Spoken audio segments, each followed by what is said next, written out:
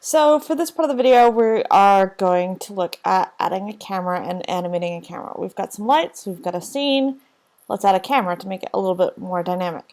Now, you could just leave this as it is and not have a camera or movement at all. It's up to you and what you want to create with your animation, really. To create a camera, you're going to go Layer. Helps if you're in After Effects, and you're in your scene. I'm going to go Layer, New, Camera. Now, first things, if you've never worked with a camera before, there's quite a lot of sort of buttons and things to kind of go over when you first open this up. You can have multiple cameras in a scene. I haven't really come to that with what I've done in After Effects, but you can. Usually one scene has one camera, but you can have multiple cameras and you can render out several different camera views. The only time I've done anything similar to that was when I was creating an earlier sort of 360 video where we created a three-dimensional camera rig and rendered things out that way. So it is a very specific thing that you're trying to do when you have multiple cameras in a scene. But some things about cameras. So if you've never picked up a camera and had it in your hands, or if you haven't really played around with this camera settings and Dragon Frames, there is a bit of a more of a jump when trying to do this because a digital camera tries to follow the real world sort of settings of a physical camera. So things like focal length and film size and all that sort of stuff are things that it's trying to emulate because they're basically assuming that most of you guys will have held a camera in your hands. So if you open this up and everything looks really unfamiliar, keep that in mind that it is trying to create that sort of thing for professionals that may have actually had a camera. Now, the default sort of focal length, and this is where you might want to start off looking at, is 50 millimeters. The focal length is like the lens on the camera, so your eye is about 40 millimeters. 35 and 50 are sort of standards for film. The smaller the number, the more distorted look that will have. Your units, millimeters, you can switch that into inches or whatever if you want. The film size horizontally, that's the size of the stock that it's printed onto. You can change this later, but the default settings are going to give you the best sort of feel for it because it's going to give you what you're sort of working with right now in that. I could change that to 1080 and change that unit to pixels and say 1080, and that would give me sort of that HD ratio as well. Type 2-node camera, just like with your lights, you've got sort of the camera as a physical thing, and then its focal point, the thing it's pointing at, so you can have 2 nodes and shift that for the animation. Or you can have as 1-node camera. The zoom, that's how far it sees, angle of view, all this stuff. Enable depth of field. That's if you want to have that something that gets slightly blurry in and out. You can lock it to the zoom. You could tell it your aperture. That is basically the iris on the camera, and the f-stop, that's you know what, I'll put a whole thing online about sort of these camera settings if you haven't gotten into it, because it's a lot of numbers right at the beginning. So if you're just starting off, simple as possible, leave it as the default. But if you do want to get a little bit more advanced, I might do a more advanced video with this because it does get to be quite a lot of numbers, quite a lot of terminology, and it can be like really intimidating. But at the beginning, just leave it sort of 2-node camera, 1080 pixels, okay. Boom. And the instant I created my camera, you notice my active camera view switched. Yeah? Because my active camera is now camera 1. And this can be what the camera sees. And then over here I could see where my camera is. And I could pull my camera in and out. And you can see as I pull it out at a different angle, because that's its focal view, it gets this sort of crazy distortion. If I don't want it to be distorted as much, I can adjust where it's pointing to. And I could play around quite a bit with just this now. And I could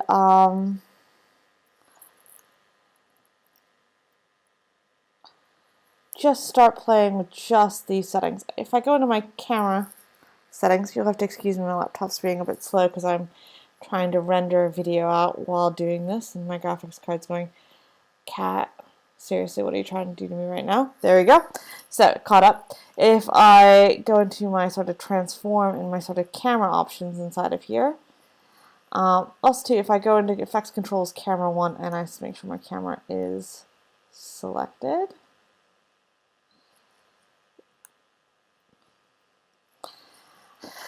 I can adjust the zoom, the depth of field, I could turn that on or off. I could adjust the focal distance. I could play around with all those sort of settings. I could do, if I go into here, I could play around with all those things. But importantly, the whole reason why you want to create this is that you want to create sort of a group movement. So in sort of the camera options, I could animate the point of interest and the position of the camera.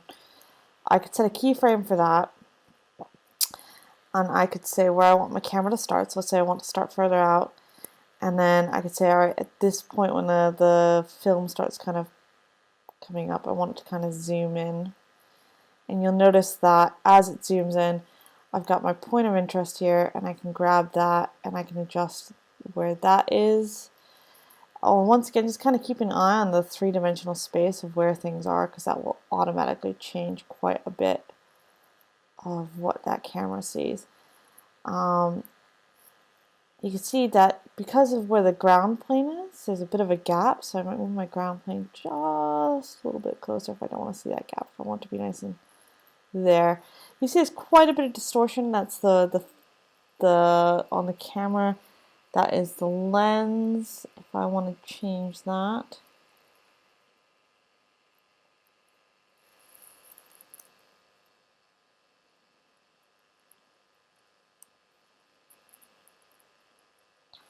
I could go in here and I could go to the focal distance or the aperture, and I could adjust those things.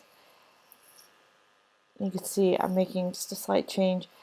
The best way to kind of get used to this too is just kind of playing around. So the threshold, I can adjust that. But layer, camera. You could also do sort of more things with sort of link, focus distance, and all these things to kind of adjust your camera setting. If I want to adjust my camera, just general settings, I go into camera settings here, and this is where I can adjust that focal length. So you can see it's got sort of a crazy focal length right now. And if I adjust that, you see how it look like it like zooms in or out? That's that sort of focal length on the camera. If I make that number smaller, it's more of a fisheye lens, more of a distorted. If it's larger, it's a bit flatter. So I'm just going to adjust the focal length.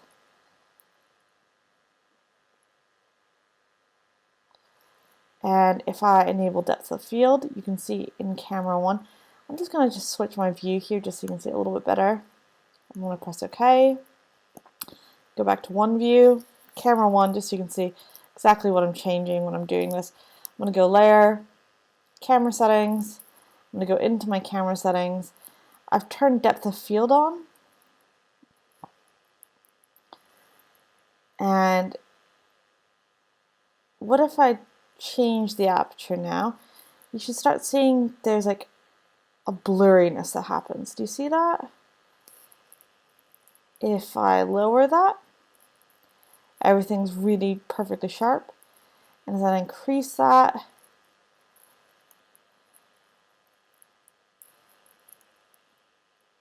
and if I increase my f-stop, I change it to like f8, I've got sort of a nice sharp foreground and sort of the background sort of tailing off. And you'll notice that because of the camera angle, I'm seeing quite a bit of the sort of the background. But now what I've got is that camera move.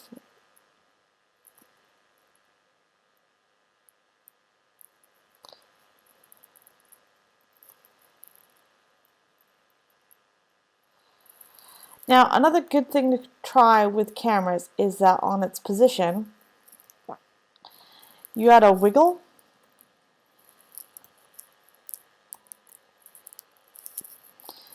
And that little wiggle on the camera move, just a little subtle one. That one's quite big actually. I'll change that to 1. It'll just make it feel more handheld, more physical.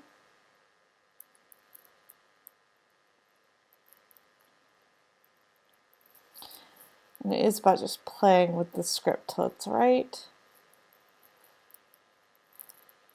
The wiggle script, you do use it for quite a lot of stuff. And if you want to change your camera's position, just go back from 1 view to 4 views. And, you know, either you can change its point of interest. I want to just adjust where that is.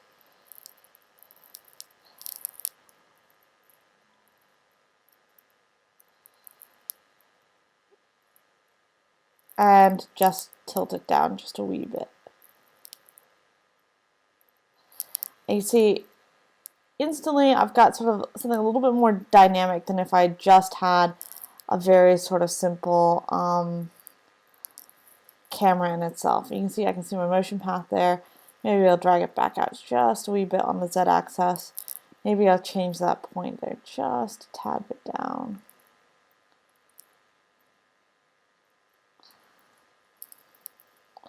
Or the camera's position, take that down a wee bit.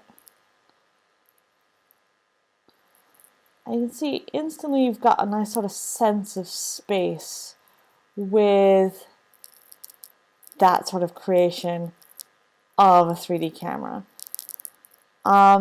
It does take a bit of sort of faffing around to get it right. And like I said, it's one of those things that the instant you kind of get used to creating